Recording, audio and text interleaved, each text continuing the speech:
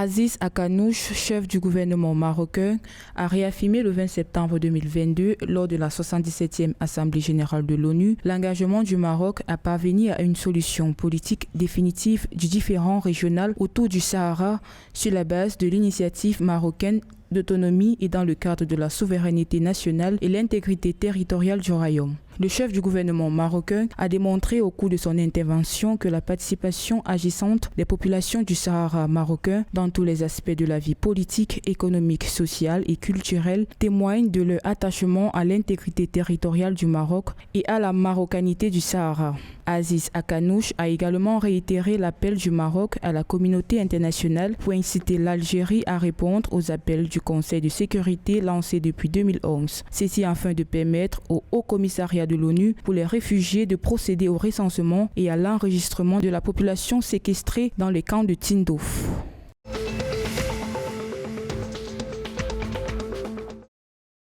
Le président Abdelmadjid Tebboune a adressé ses vœux de réussite scolaire à la communauté éducative algérienne à l'occasion de la rentrée scolaire le 21 septembre 2022. Le président a déclaré que c'est désormais l'heure du travail et du sérieux. Le chef de l'État a également souhaité ses vœux de réussite aux élèves. Rappelons que cette rentrée scolaire se déroule dans un contexte de crise économique.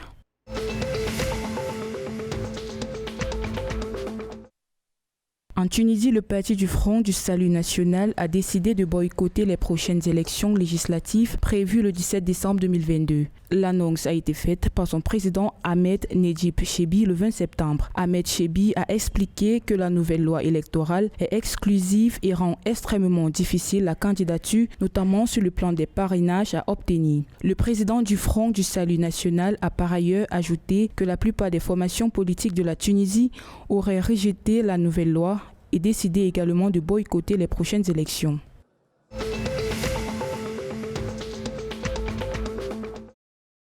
La sous-secrétaire générale des Nations Unies, Georgette Gagnon, a dans une note publiée le 21 septembre 2022 mis l'accent sur la qualité de l'éducation en Libye. Selon la sous-secrétaire générale de l'ONU, les conflits armés et l'impact du Covid-19 seraient les causes des écarts de qualité et des inégalités dans l'éducation. Pour Georgette Gagnon, 1,3 million d'enfants auraient manqué près d'une année complète d'apprentissage en raison de la fermeture prolongée des écoles causée par la pandémie en 2020-2021. Elle a invité les autorités libyennes à veiller à ce que tous les enfants acquièrent les compétences de base pour combler les lacunes en matière d'apprentissage.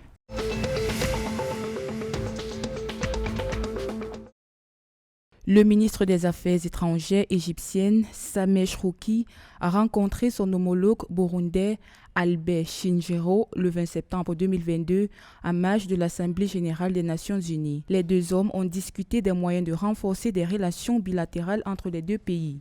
Shrouki a souligné le souci pour l'Égypte de renforcer la coopération avec le Burundi dans divers domaines, notamment dans le secteur de l'électricité, la santé, la production agricole, la construction et les infrastructures. Le ministre burundais Albert Shingiro a remercié les autorités égyptiennes pour le transfert de son expertise et le renforcement des capacités des cadres burundais.